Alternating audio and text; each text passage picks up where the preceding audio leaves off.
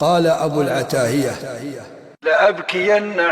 لأبكين على نفسي وحق ليه، يا عين لا تبخلي عني بعبرتيه. لأبكين لفقدان الشباب وقد نادى المشيب عن الدنيا برحلتيه. لأبكين على نفسي فيسعدني عين مؤرقة تبكي لفرقتيه. لأبكين على نفسي فيسعدني أهلي ومن كان حولي من أحبتيه. لأبكين فقد جد الرحيل إلى بيت انقطاع عن الدنيا ووحدتيه. يا بيت بيت الردى يا بيت منقطعي، يا بيت بيت الردى يا بيت غربتيه. يا بيت بيت النوى عن كل ذي ثقة، يا بيت بيت الردى يا بيت وحشتيه. يا نأي منتجعي يا هول مطلعي، يا ضيق مضطجعي يا بعد شقتيه.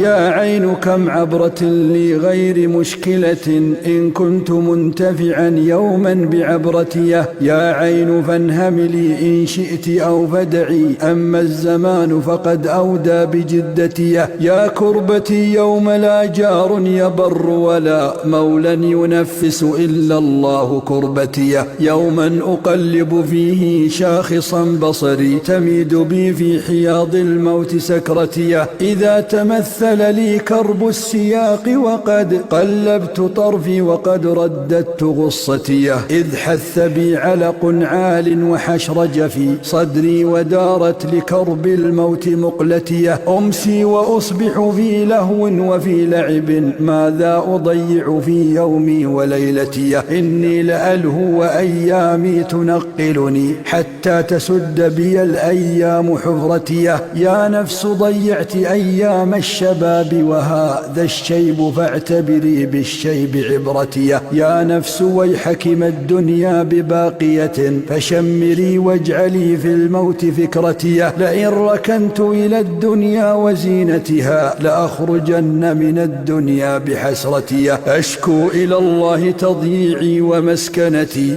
أشكو إلى الله تقصيري وقسوتيه. والله ربي المستعان به، والله ربي به حولي وقوتيه. المال ما كان قدامي لآخرتي، ما لم أقدمه من مالي فليس لي.